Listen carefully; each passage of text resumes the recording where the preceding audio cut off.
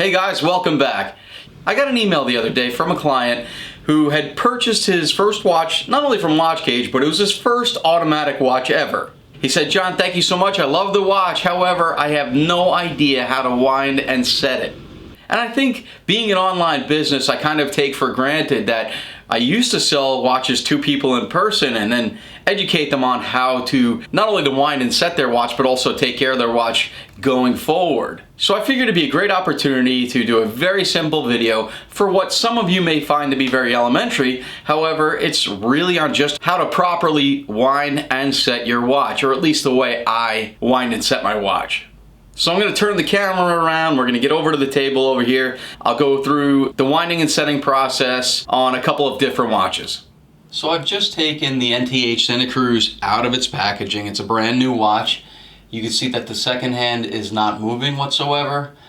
Today, as I film this, is currently July 2nd, and this is the reading the 25th, and the time is nowhere near correct, as it's currently 3:33 in the afternoon. So, with a watch like this, we've got a date, and we also have a screw-down crown. Now, a screw-down crown ensures water integrity to higher depth ratings. This watch happens to go to 300 meters deep. So, the first thing I do when I pick up a watch, it's not running, the date isn't set correctly, and the time is not set correctly, is I will unscrew the crown. By unscrewing the crown, I will turn it backwards or counterclockwise until the crown comes free. So as I turn it, it's unthreading and I will feel a little click. You may have heard that, you may not have. So right now, the crown is in what's called first position. There are 3 positions on a crown with a date. First position is winding, so I just unscrewed it and it's free. Now, if I spin the crown forward or in a clockwise position, it actually is winding the watch. And even though it's an automatic, you are able to hand wind it. So I'm giving it a handful of winds. I typically give a unwound watch about 20 or 30 winds, give or take, just to get the second hand moving and to give it enough energy until the automatic winding takes over and winds it more fully. I do not want to change the date just yet. I'll explain why in just a moment, but the first thing I will do, I will pull the crown out all the way. So I pull it out, I felt 1 click, 2 clicks. Now it's all the way out. And I will actually turn the hour hand past midnight to see if that date changes. It did not. So now I know that the watch is reading 4:31 p.m., 9 p.m., and as I pass midnight, that date will change. I will continue to rotate forward. Now it's very important, anytime you change the date on your watch, on an automatic watch, or even a manual wind watch, and in some cases a quartz watch, you never want to change the date when the hour hand is reading between 9 p.m. and 3 a.m. What I mean by that is if the hour hand is north of the 9 o'clock and north of the 3 o'clock in PM, you do not want to automatically change the date using the crown. The reason for that is the date wheels begin to engage somewhere around 10 o'clock.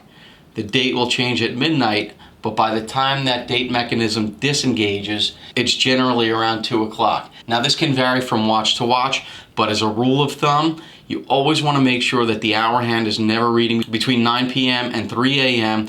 when you change the date. So I wheeled the hour hand through, we watched the date change at midnight. Now the hour hand is reading just before 7 a.m. So now I know it's safe to change my date. So I'll push the crown all the way in. Again, I will pull it out 1 click and I will rotate the crown. And it's reading 29th, 30th, 31st, 1st. Now, as I mentioned before, today is July 2nd. So what I'm going to do is I'm going to leave it on the 1st just to be safe. Push the crown all the way in, pull it out again, and I'm going to wheel it through. Watch the date change, so I'm 100% positive of whether my watch is set in the AM or PM. So it's 9 a.m., 10 a.m., and so on and so forth. It is currently 3:35. So what I do personally, and this isn't something you necessarily have to do whatsoever, but I actually go past the current time and I bring the hand back into it. The reason I do that is there's always a little bit of play in the hand when you're going forward or backward. The stem that moves that minute hand is always pushing in a clockwise direction. So if I were to bring the time to 3:35 and leave it, it may take 15 to 30 seconds before the minute hand stem actually puts forward tension on that hand. So what I do personally is I bring it past the current time, bring it back into the current time, and then finally what I do, and it's very important in a watch with a screw down crown, is you need to screw that crown back in. So I push the crown all the way in. Now if you look at that crown, as I push it, it's spring loaded. I'll push it in and it's pushing itself back out. To screw the crown back in, I'm going to put tension on the crown pushing inward towards the 3 o'clock, and then I'm going to turn forward. The threads of the screw down crown will catch, and as I turn it, it will stop. There is no need whatsoever to torque it down tight. There have been many cases in my career where people have come in and they cannot unscrew their crown because they've turned it so far forward while screwing it in. Once the crown stops, your watch is water resistant to whatever the depth rating is. So now the date is set, the time is set, you can throw your watch on and go about your day.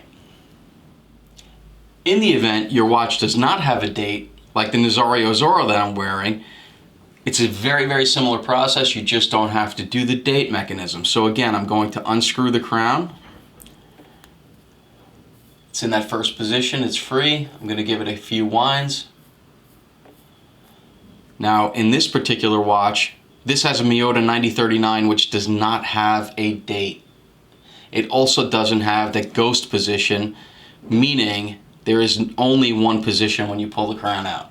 So I pull the crown out, the second hand stops, which is called a hacking second, by the way. I will bring the watch. It doesn't matter if this watch is in AM, PM, obviously, because there is no date. So I bring the time to the current time. And once again, I am very diligent to make sure that my crown screws back in.